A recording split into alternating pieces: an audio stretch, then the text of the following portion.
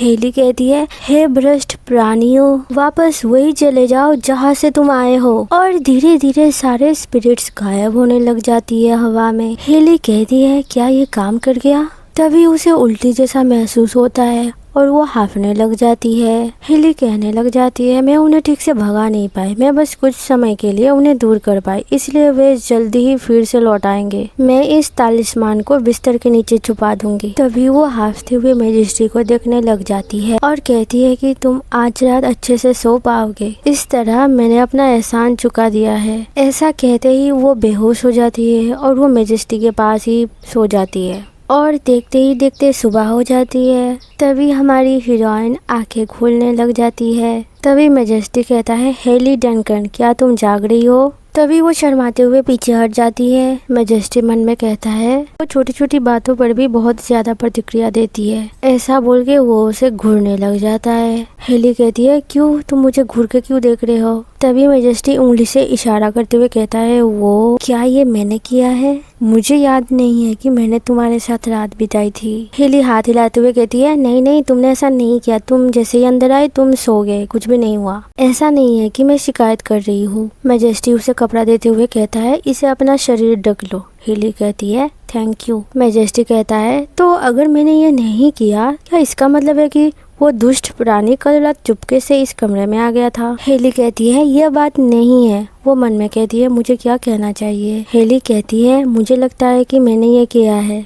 Majesty कहता है, क्यों? हेली कहती है, मुझे गर्मी और घुटन सी महसूस हो रही थी इसलिए। मैजेस्टी को देख के लग रहा था उसे उसकी बातों पर बिल्कुल भी भरोसा नहीं है। मैजेस्टी उठते हुए कहता है, थोड़ा और रेस्ट करो तुम। हेली रोते हुए मन में कहती है, ये और भी ज्यादा शर्मिंदगी वाली बात है कि तुमने ऐसा दिखाया जैसे मैंने कभी कुछ कहा ही नहीं था। मैजेस्टी कहता है, मैंने ये नहीं किया, मुझे याद नहीं है कि कल क्या हुआ था। मुझे लगा कि मुझे फिर से मानिया अटैक हुआ था। नहीं, अगर ऐसा होता तो मेरा दिमाग इतना अजीब तरह से खाली नहीं होता। ये दूसरी बार है जब से हेली डंकन मेरे महल में आई है। वो उसकी बातों को याद करते हुए कहता है, कम से कम ऐसा बहाना तो बनाओ जो समझ में आए। वो सच में एक स्ट्रेंज वुमन है। शादी के सेरेमनी के बाद 4 दिन बीत गए। हेली कहती है, उस बहुत खराब शादी की रात के बाद मैंने राजा को दोबारा नहीं देखा। मुझे उम्मीद नहीं थी कि वो मुझे धन्यवाद बोलेगा, लेकिन मैं थोड़ा निराश हूँ। क्या मैं अकेली हूँ? अभी ऐसी बातों की चिंता करने का वक्त नहीं है।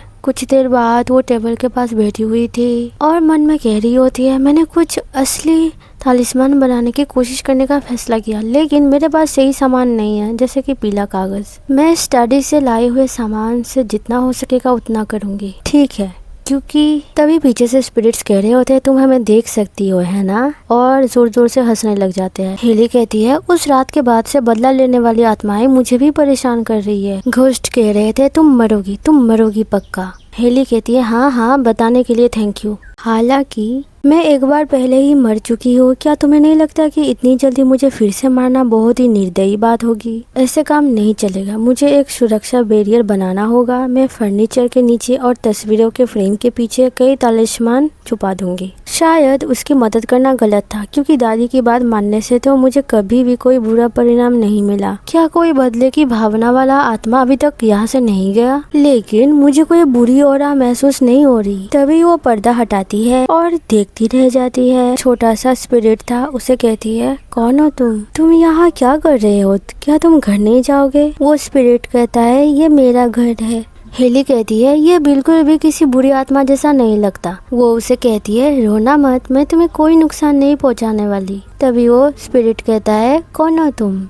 हेली कहती है, मैं। तभी वो उदास होके कहती है, मेरा नाम यीजे है। घोस्ट कहता है, यीजे? हेली कहती है, हाँ मैं ही यीजे हूँ। हेली मन में कहती है, इस दुनिया में आने के बाद ये पहली बार है जब मैंने अपना नाम जोर से बोला है। हेली उसे कहती है, और तुम्हारा नाम क्या है? घोस्ट कहता है, नाम? मेरा कोई नाम नहीं है। यहाँ कोई ऐसा नहीं है जो मुझे किसी नाम से बुला सके। तुम पहली इंसान हो जो मुझे देख सकती हो। हेली कहती है, सच में? घोस्ट कहता है, हाँ यीजे, मैं बहुत डरा हुआ हूँ। हेली कहती है, क्या? किस बात से?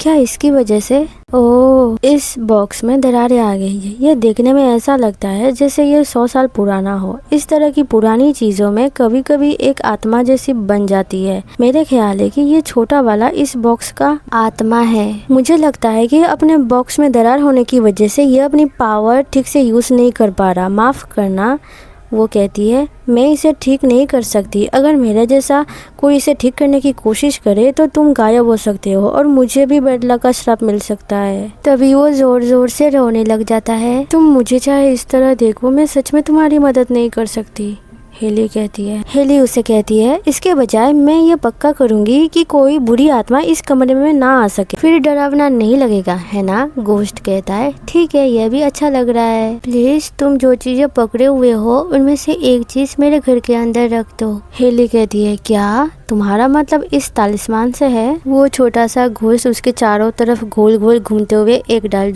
दो बोल रहा था। हेली कहती है, क्या यह मुझसे रिक्वेस्ट कर रहा है? हेली वो तालिस्मान बॉक्स में डालते हुए कहती है, कितना चालाक छोटा शैतान है। ये सिर्फ 100 साल का नहीं बल्कि 300 साल से भी यहाँ रह रहा होगा। हेली उसे कहती है, लो अब ठीक है, क्या इतना काफी है? तभी वो खुशी में चिल्ला के कहता है, हाँ। और वो डांस करते करते ये हुर्रे yippee करके घूम रहा था और ये देख के हेली को बहुत जोर की हंसी आ जाती है। हेली मन में कहती है, मुझे लगता है कि इस दुनिया में आने के बाद ये पहली बार है जब मैंने सच में हंसी है, क्योंकि मुझे मजा आ रहा था। नेक्स्ट सीन 4 दिन बाद का दिखाया जाता है। हेली बीमार पड़ गई और बिस्तर पर ही रहने लगी। हेली मन में कहती है, तालिस्मान को एक्टिवेट करने में जो एनर्जी मैंने खर्च की, मैं उसे दोबारा रिकवर नहीं कर सकती, इसीलिए मुझे अपनी कैपेसिटी से ज्यादा काम नहीं करना चाहिए। लेकिन अगर मैं इस जगह को पूरी तरह सेफ बनाना चाहती हूँ तो मुझे और तालिस्मान की जरूरत है। मैंने लकड़ी से माला का ब्रेसलेट भी बनाया, लेकिन वो बिल्कुल खराब बन गया। वो नाइफ से लकड़ी को कुछ करते हुए कह रही थी, मेरे ख्याल है कि मैं कुछ टोटेम्स बनाकर उन्हें कमरे के आसपास रख दूंगी। तभी मैजेस्टी कहता है, तुम क्या कर रही हो?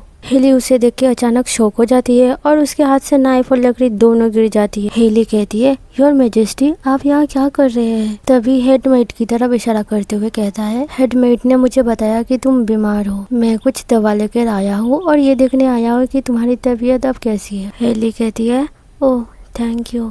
तभी वो बाहर देख के कहती है, बदला लेने वाली आत्माएं अंदर नहीं आ सकती, लगता है सुरक्षा बैरियर काम कर रहा है, लेकिन यह बहुत ज्यादा शक्तिशाली आत्माओं को नहीं रोक सकता। मुझे जल्दी करनी होगी और इन सुरक्षा चिन्हों को पूरा करके कमरे में रखना होगा। मैजेस्टी कहता है, तुम अपने कमजोर शरीर के साथ ये सब क्या बना रही हो? हेली कहती है, वो तभी वो लकड़ी किसी चीज की तरह दिख रही थी और मेड और मैजेस्टी तो शौक में थे। तभी मेड शर्माते हुए मन में कहती है, मुझे लगा था कि शादी की रात कुछ नहीं हुआ था, लेकिन ओ माय गुडनेस, ये कितनी बेशर्मी हरकत है। तभी मैजेस्टी कहता है, मैं इसे ले रहा हूँ। हेली कहती है, क्या? तभी मैजेस्टी हेली के हाथ से नाइफ छीन लेता है और हेली कहती है, क्या? मैजेस्टी कहता है, मेरी रानी ने हाल ही में खुद को डुबोकर जान देने की कोशिश की थी और अब वो एक हथियार पकड़े हुए, मैं तुम्हें इसे अपने पास रखने नहीं दे सकता, मैं इसे ले जा रहा हूँ। हेली कहती है, नहीं ऐसा नहीं हो सकता। तभी जाते हुए मैजेस्टी कहता है, मैं जा रहा हूँ, यह सुनिश्चित करना कि तुम अपनी दवाई जरूर ले लो। मैजेस्टी सोचते हुए कहता है, मैं यहाँ इसलिए आया था क्योंकि शूरवीरों के कप्तान ने मुझे एक संदिग्ध रिपोर्ट दी थी। मैं सोच रहा था कि आखिर वो क्या बना रही थी, वैसे वो चीज आखिर थी क्या? हेली डिप्रेस्ड हो जाती है और कहती है कि अगर मुझे बस कुछ और दिन मिल जाते तो मैं अपने टोटेम्स पूरे कर सकती थी। अब मेरे पास करने के लिए कुछ भी नहीं है। जब बात यहाँ तक आ ही गई है तभी वो तकिए के नीचे से एक डायरी निकाल लेती है। वो कहती है, शायद मुझे इसे पढ़ना चाहिए, मैं इसे ड्यूक डंकन की घर से लेके आई थी साथ में। ये हेली डंकन की डायरी